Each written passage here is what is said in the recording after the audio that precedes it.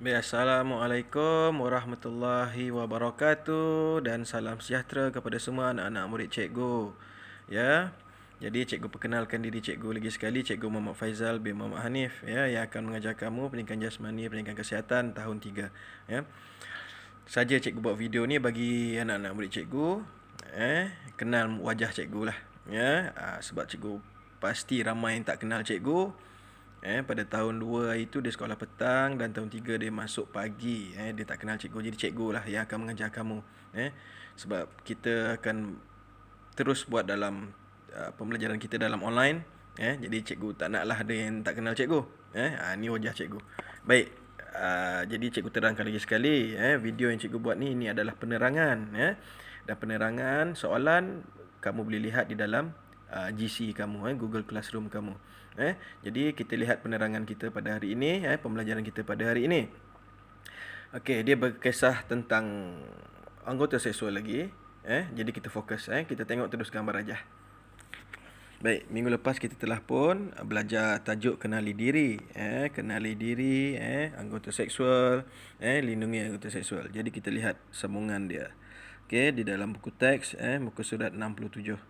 Okey, pada hari ini kita akan belajar tajuknya selamatkan maruah. Okey, selamatkan maruah. Baik, kita lihat dalam buku teks ni ditulis Ibu dan bapa Amira sentiasa berpesan supaya Amira menjaga kehormatan anggota seksualnya. Jadi, mengapa kita perlu menjaga kehormatan anggota seksual? Seperti mana yang cikgu pernah cakap pada minggu sudah, kita perlu menjaga anggota seksual kita ni, kehormatan anggota seksual kita ni, tu elakkan diri kita daripada terkena benda-benda yang tak sepatutnya yang berlaku. Contoh, colek, kes rogol, kes liwat dan berbagai-bagai lagi lah, termasuk cabul semua. Baik. Jadi kita lihat dalam buku teks ni, jadi cara Amira menjaga kehormatan anggota seksual. Dia ada beri 3, Kita lihat yang pertama.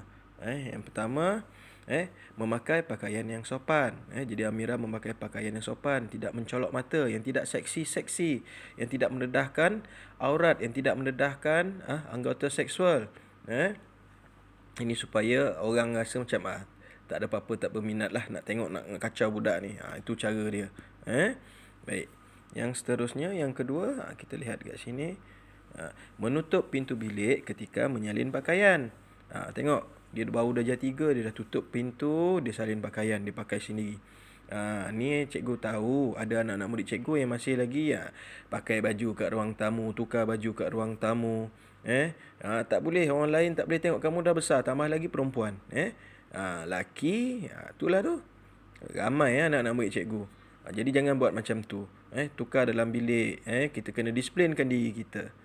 Jangan nak tunjuk-tunjuk kat orang. Walaupun adik-beradik. Alright.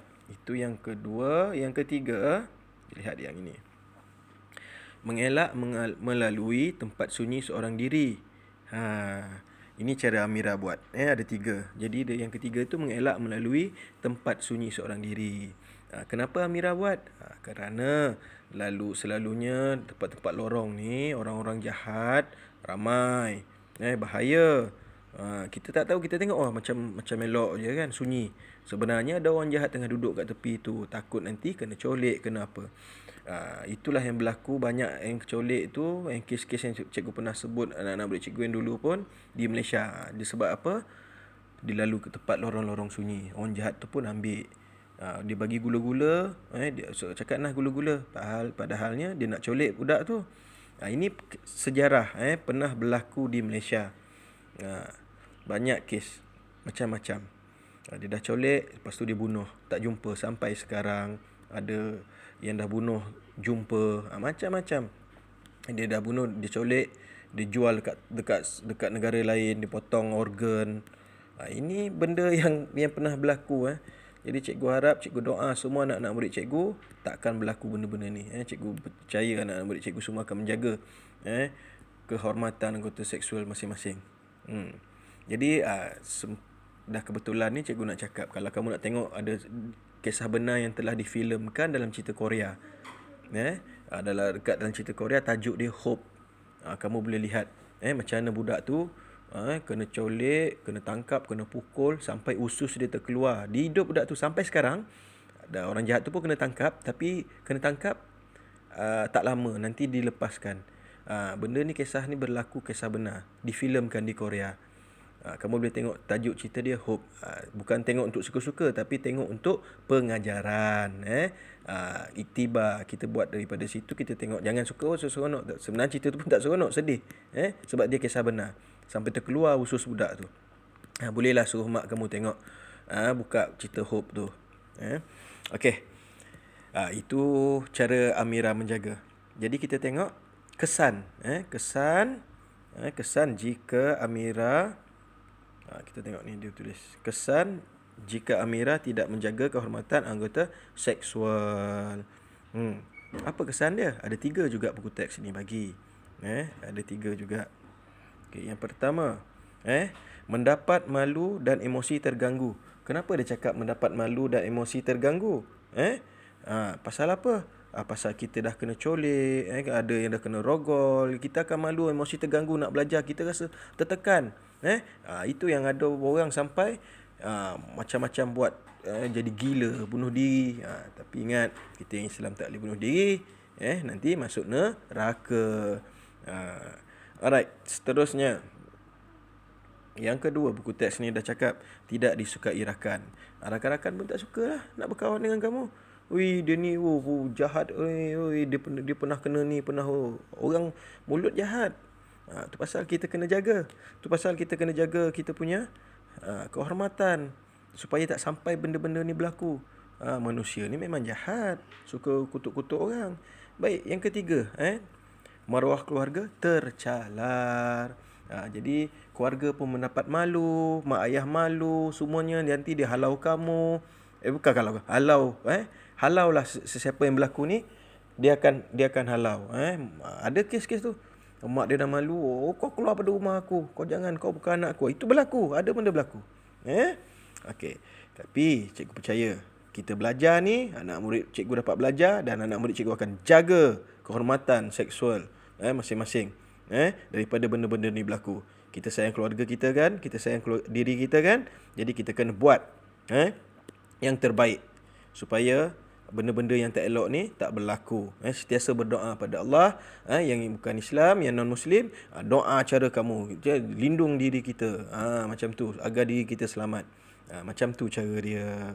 Okey, jadi ada contoh-contoh lain.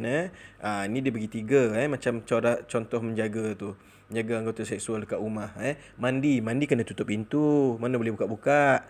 Ni mandi sama-sama adik-beradik, suka main dalam bilik air. Laki perempuan walaupun adik-beradik tak boleh.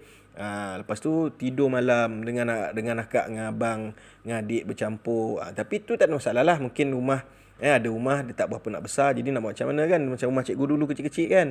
Tapi kita pandai jaga kita punya adab, kita punya disiplin, kita punya orang cakap apa, gap lah, dengan jarak.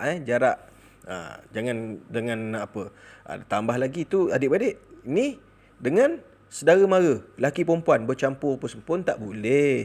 Pasal kamu dah besar. Ada ke mandi sesama saudara mara laki perempuan? Ada ke tidur sama saudara mara laki perempuan? Ada. Kes ni ada berlaku. Benda ni sebab cikgu dah ajar, tak ada ramai dah anak-anak cikgu. Jadi cikgu nasihatkan, jangan, walaupun kita rapat, jangan, kita dah belajar. Sebab kita dah besar, kita dah mula tahu baik buruk. Itu dia. Baik, jadi untuk hari ini, ini saja pembelajaran kita. Selamatkan maruah, tajuk dia. Jadi soalan, anak-anak murid cikgu semua boleh lihat di dalam Google Classroom. Jadi cikgu harap penerangan ni kamu faham apa yang cikgu nak sampaikan. Yang pertama, jaga sesungguhnya kehormatan anggota seksual. Okay? Yang kedua, kamu akan mendapat kesan yang negatif, yang buruk jika kamu tidak menjaga kehormatan anggota seksual. Ingat, okay? Yang Islam sentiasa solat. Ni pesan cikgu, solat. Supaya kita dilindungi Allah. Yang non-Muslim, okay, buat cara kamu, doa. Supaya diri kamu pun terlindung dari benda-benda yang tak elok ni berlaku. Baik, ini saja penerangan kita. Kamu boleh lihat di soalan di Google Classroom, dan jangan lupa kalau boleh subscribe video yang cikgu bagi ni. Okey, itu saja untuk hari ini. Kita jumpa lagi insya-Allah. Assalamualaikum warahmatullahi taala wabarakatuh dan salam sejahtera.